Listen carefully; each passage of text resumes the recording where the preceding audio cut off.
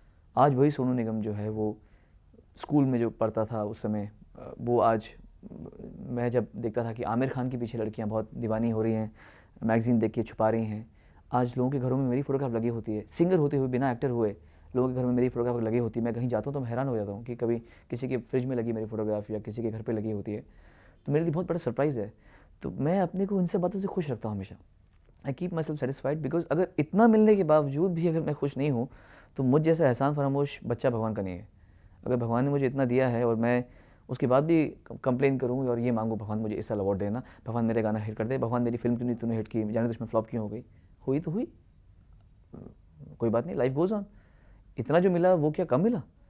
कितने लोग हैं जिनको क्या क्या, मतलब आप देखिए फुटपाथों में लोग सो रहे हैं, हमको तो इतना मिल गया, वी डोंट डिज़र्व इट।